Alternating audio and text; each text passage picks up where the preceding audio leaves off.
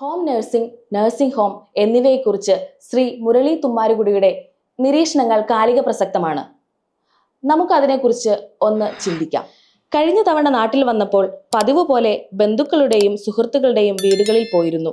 2 ആഴ്ചയ്ക്കുള്ളിൽ പോയ 10 വീടുകളിലെങ്കിലും ഹോം നഴ്സുമാർ ഉണ്ടായിരുന്നു. പ്രായം കൊണ്ടോ രോഗം കൊണ്ടോ കിടപ്പിലായവർ ഉള്ളയിടത്തൊക്കെ ഹോം നഴ്സ് ഉണ്ട്. കിടപ്പിലായവരുടെയും വീട്ടിലെ മറ്റുള്ളവരുടെയും ജീവിതത്തിന്റെ ഗുണനിലവാരം ഹോം നഴ്സുമാരുടെ സാന്നിധ്യം വർദ്ധിപ്പിക്കുന്നുണ്ട്. അതുകൊണ്ട് തന്നെ നല്ല ഹോം നഴ്സുമാരെ കിട്ടാൻ പ്രയാസമാണ്. ഹോം നഴ്സുമാർക്ക് കേരളത്തിലെ സാഹചര്യത്തിൽ നല്ല ശമ്പളവുമുണ്ട്.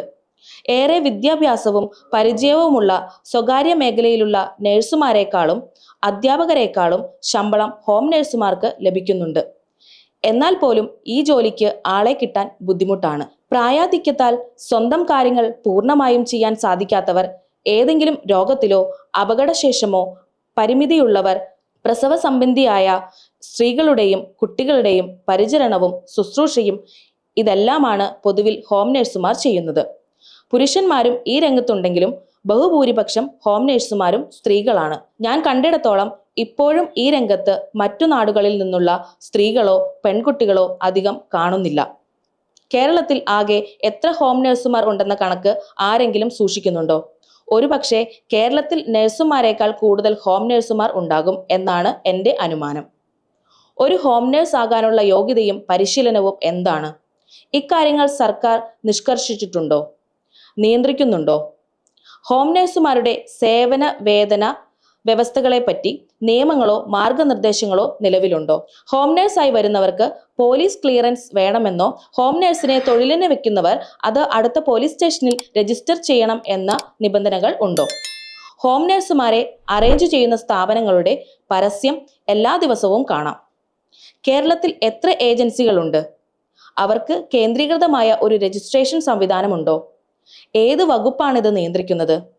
കേരളത്തിൽ ഹോം നഴ്സുമാരുടെ സംഘടനകൾ ഉണ്ടോ? ഈ ചോദ്യങ്ങൾക്ക് ഉത്തരം അറിയാവുന്നവർ അറിയിക്കണേ.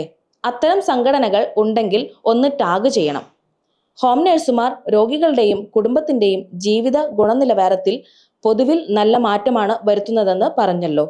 അതേസമയം ഹോം നഴ്സുമാർ, പ്രത്യേകിച്ചും സ്ത്രീകൾ, മറ്റു വീടുകളിൽ ചെന്ന് താമസിക്കുമ്പോൾ നേരിടേണ്ടി വരുന്ന പല സാഹചര്യങ്ങളുണ്ട്. സ്ത്രീകളെ ചൂഷണം ചെയ്യുന്ന വീട്ടുകാർ, വീട്ടുകാരെ ചൂഷണം ചെയ്യുന്ന ഹോം നഴ്സുമാർ എന്നിങ്ങനെ. ഇവരെ രണ്ടുപേരെയും ചൂഷണം ചെയ്യുന്ന മധ്യവർത്തികൾ. കേരള ജനസംഖ്യയിൽ 6-ൽ ഒരാൾ 60 കഴിഞ്ഞതാണ്. പ്രായമായവരുടെ എണ്ണം കൂടി വരുന്ന, അപകടങ്ങൾ ഏറി വരുന്ന കേരളത്തിൽ അവരുടെ ശുശ്രൂഷകൾ അതിവേഗത്തിൽ വളരാൻ പോകുന്ന ഒരു വ്യവസായമാണ്. സ്റ്റാർട്ടപ്പുകൾക്കും ഇന്റർനെറ്റ് ബന്ധിത സേവനങ്ങൾക്കും തൊഴിലുകൾക്കും വലിയ സാധ്യതയുള്ള ഒരിടം. പതിവ് പോലെ നന്നായി നടക്കുന്ന 10 സ്ഥാപനങ്ങൾ ഉണ്ടാകുമ്പോൾ കുറച്ചു കള്ളനാണയങ്ങളും ഉണ്ടാകും. അതുകൊണ്ട് തന്നെ സർക്കാരിന്റെ ഗുണപരമായ ഇടപെടൽ ഈ വിഷയത്തിൽ ഉണ്ടാകേണ്ടത് അത്യാവശ്യമാണ്. ഒരു ഹോം നഴ്സ് രജിസ്ട്രേഷൻ സംവിധാനവും ഹോം നഴ്സിംഗ് ഏജൻസി രജിസ്ട്രേഷൻ സംവിധാനവും നമുക്കുണ്ടാകണം. ഇത് കുറ്റകൃത്യങ്ങളും ചൂഷണങ്ങളും ഒഴിവാക്കാൻ ഏറെ സഹായിക്കും. പ്രായമായവർ മാത്രം താമസിക്കുന്ന വീടുകളിൽ ഹോം നഴ്സ് ആയി വരുന്നവരെ അടുത്ത പോലീസ് സ്റ്റേഷനിൽ കൂടി രജിസ്റ്റർ ചെയ്യാനുള്ള സംവിധാനം ഉണ്ടാക്കണം. ഹോം നഴ്സുമാരായി തൊഴിൽ ചെയ്യാനുള്ള മിനിമം പരിശീലനങ്ങൾക്ക് മാർഗനിർദ്ദേശങ്ങൾ ഉണ്ടാകണം. ഇപ്പോൾ ഹോം നഴ്സ് ആയി ജോലി ചെയ്യുന്നവർ 1 വർഷത്തിനകം ഇതിനു വേണ്ട കോഴ്സുകൾ പഠിച്ചിരിക്കണമെന്നും പുതുതായി ഈ രംഗത്ത് വരുന്നവർ പരിശീലനം കഴിഞ്ഞവർ ആയിരിക്കണമെന്നും നിഷ്കർഷ വേണം. പരിശീലനം കഴിഞ്ഞവർക്ക് പരിശീലനത്തിന്റെ ദൈർഘ്യവും സിലബസും അനുസരിച്ച് വിവിധ ഗ്രേഡിലുള്ള സർട്ടിഫിക്കറ്റും നൽകാം. കൂടുതൽ പരിചയവും പരിശീലനവും ഉള്ളവർക്ക് ഇപ്പോൾ തന്നെ മറ്റുള്ളവരുടെ ഇരട്ടിയോളം ശമ്പളം ലഭിക്കുന്നുണ്ട്. തൊഴിലിടങ്ങളിൽ ഹോം നഴ്സുമാരുടെ മാന്യമായ തൊഴിലിനും സ്വകാര്യതയ്ക്കും ഉതകുന്ന മിനിമം സാഹചര്യങ്ങൾ ഉറപ്പുവരുത്തുന്ന ഒരു കോൺട്രാക്ട് സംവിധാനം ഉണ്ടാകണം. ഒരു മോഡൽ കോൺട്രാക്ട് ഉണ്ടാകുന്നത് നന്നായിരിക്കും. ഹോം നഴ്സുമാരുടെയും കുടുംബങ്ങളുടെയും അവകാശങ്ങളെപ്പറ്റിയും ഉത്തരവാദിത്വങ്ങളെപ്പറ്റിയും അവർക്ക് അവബോധം ഉണ്ടാക്കാൻ ഇത് സഹായിക്കും. അത്തരത്തിലുള്ള ചർച്ചകൾ പരിശീലനത്തിന്റെ ഭാഗമാക്കണം. ഹോം നഴ്സിംഗ് രംഗത്ത് ചൂഷണങ്ങൾ റിപ്പോർട്ട് ചെയ്യാൻ ഒരു ഹോട്ട്ലൈൻ, ഹെൽപ്പ് ലൈൻ ഉണ്ടാകണം. ഹോം നഴ്സുമാരുടെ സേവനത്തെയും ഹോം നഴ്സിംഗ് പ്രയോജനപ്പെടുത്തുന്നവരുടെയും പെരുമാറ്റത്തെയും റേറ്റ് ചെയ്യുന്ന ഒരു റേറ്റിംഗ് ആപ്പും ഉണ്ടാകണം, ഊബർ ഒക്കെ പോലെ. ഇത് നന്നായി തൊഴിൽ ചെയ്യുന്ന ഹോം നഴ്സുമാരുടെ സാധ്യതകൾ വർദ്ധിപ്പിക്കും. അവരെ നന്നായി ട്രീറ്റ് ചെയ്യാത്ത കുടുംബങ്ങൾക്ക് പണി കിട്ടുകയും ചെയ്യും. സത്യത്തിൽ വീടിനുള്ളിൽ സ്ഥിരമായി ഹോം നഴ്സ് ഉണ്ടാകുക എന്നത് അത്ര നല്ല കാര്യമല്ല. സാമ്പത്തിക കാരണങ്ങളാൽ ഏറെക്കാലം നിലനിൽക്കാൻ പോകുന്നതുമല്ല. കേരളത്തിലെ പ്രായമായവരിൽ ബഹുഭൂരിപക്ഷം ആളുകൾക്കും സാമ്പത്തിക സുരക്ഷ ഇല്ല. അല്ലെങ്കിൽ കുടുംബത്തിൽ ഒരാൾ, പ്രത്യേകിച്ച് സ്ത്രീകൾ, കെയർ കൊടുക്കുന്ന ഉത്തരവാദിത്വം കൂടി ഏറ്റെടുക്കുകയോ ചെയ്യേണ്ടി വരും. ഇതുണ്ടാകുന്ന സാമ്പത്തിക സാമൂഹിക പ്രശ്നങ്ങൾ വേറെയുമുണ്ട്. അതുകൊണ്ട് തന്നെ സമൂഹത്തിലെ എല്ലാ തലത്തിലുള്ളവർക്കും ഉപയോഗിക്കാൻ പറ്റുന്ന തരത്തിൽ കെയർ സംവിധാനങ്ങൾ ഉണ്ടാകണം. അതിന് ഇത്തരം സേവനങ്ങൾ കൂട്ടമായി നൽകുന്ന കെയർ ഹോം അല്ലെങ്കിൽ നഴ്സിംഗ് ഹോം സംവിധാനം വളരെ വേഗത്തിൽ വളർന്നു വരേണ്ടതുണ്ട്. അത്തരത്തിൽ ഒരു ഇക്കണോമി ഓഫ് സ്കെയിൽ ഉണ്ടെങ്കിൽ മാത്രമേ കേരളത്തിൽ പ്രായമായവരുടെ ശുശ്രൂഷ ദീർഘകാല അടിസ്ഥാനത്തിൽ സാധ്യമാവുകയുള്ളൂ. അതുപോലെ തന്നെ മുഴുവൻ സമയവും ഹോം നഴ്സിന്റെ പരിചരണം ആവശ്യമില്ലാത്തവർക്ക് ദിവസത്തിൽ 1-2 മണിക്കൂർ മാത്രം വന്നു പോകുന്ന ഒരു കെയർ വർക്കർ ഉണ്ടാകുന്നതും നല്ലതാണ്. വിദേശങ്ങളിലൊക്കെ നഴ്സിംഗും സോഷ്യൽ വർക്കും പഠിക്കുന്ന വിദ്യാർത്ഥികൾ തൊഴിലിന്റെ ഭാഗമായോ പാർട്ട് ടൈം വർക്കായോ ഇത് ചെയ്യുന്ന രീതിയുണ്ട്. അത് നമുക്കിവിടെ അനുകരിക്കാവുന്നതാണ്.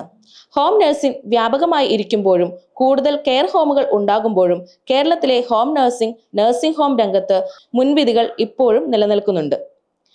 കേരളത്തിൽ നിന്നുള്ള ആയിരക്കണക്കിന് ആളുകൾ മറ്റു രാജ്യങ്ങളിൽ കെയർ വർക്കറായി ജോലി ചെയ്യുമ്പോഴും കേരളത്തിൽ ഈ രംഗത്ത് വരാൻ ആളുകൾ മടിക്കുന്നത് പോലെ തന്നെ അനാരോഗ്യത്തിന്റെ സാഹചര്യത്തിൽ പ്രായമായവരെ നഴ്സിംഗ് ഹോമിലേക്ക് അല്ലെങ്കിൽ കെയർ ഹോമിലേക്ക് മാറ്റുന്നതിനെ പറ്റി ഇപ്പോഴും സമൂഹത്തിന് തെറ്റായ മനോഭാവമുണ്ട്. ഈ മനോഭാവം മാറിയേ പറ്റൂ. എത്ര വേഗത്തിൽ അത് മാറുന്നവോ അത്രയും നല്ലത്. ഇതിനായി ആശുപത്രിക്കും വീടിനും ഇടയിലുള്ള കിടപ്പ് രോഗികളെ കൈകാര്യം ചെയ്യാൻ ഉതകുന്ന തരത്തിൽ ഭൗതിക സംവിധാനങ്ങളും, adjustable bed, disability friendly toilet, nursing, physiotherapy സംവിധാനങ്ങൾ ഒക്കെയുള്ള നഴ്സിംഗ് ഹോമുകളും കെയർ ഹോമുകളും കൂടുതൽ ഉണ്ടാകണം. ഒരു പ്രാവശ്യം നഴ്സിംഗ് ഹോമിൽ കെയർ ഹോമിൽ പോയാൽ തിരിച്ചു വരാതെ അവിടെ തന്നെ ജീവിതം കഴിക്കണമെന്ന സാഹചര്യം ഒഴിവാക്കി ആവശ്യമുള്ളപ്പോൾ മാത്രം ഉപയോഗിക്കുന്ന രീതിയിലേക്ക് ഇവ മാറണം. ഈ യാത്ര വൺ വേ അല്ല എന്ന് വരുമ്പോൾ ഓൾഡ് ഏജ് ഹോമിലേക്ക് പോകാനും കൊണ്ടുപോകാനും ഉള്ള വിഷമം കുറഞ്ഞു വരും. ഈ വിഷയം സമൂഹത്തിന്റെ മുന്നിൽ തീർച്ചയായും ഉണ്ട്. പക്ഷേ കേരളത്തിൽ എന്തൊക്കെ നയങ്ങളും മാർഗരേഖകളും ഉണ്ടെന്ന് ഇന്റർനെറ്റ് ഗവേഷണത്തിൽ കണ്ടെത്താൻ സാധിച്ചില്ല. പ്രായം കൂടിയ ആളുകൾ ധാരാളമുള്ള മറ്റു രാജ്യങ്ങളിൽ ജീവിക്കുകയും കെയർ ഹോമുകളിൽ ഉൾപ്പെടെ ജോലിയെടുക്കുകയും ചെയ്യുന്ന വിദേശ മലയാളികൾക്ക് ഈ 2 കാര്യത്തിലും നല്ല അനുഭവ പരിചയമുണ്ട്. അവരുടെ പരിചയവും പരിശീലനവുമൊക്കെ കണക്കിലെടുത്ത് കേരളത്തിൽ നഴ്സിംഗ് ഹോം സംവിധാനം ഉണ്ടാക്കിയെടുക്കേണ്ടത് അത്യാവശ്യമാണെന്ന് ശ്രീ മുരളി തുമ്മാരുകുടി അഭിപ്രായപ്പെടുന്നു.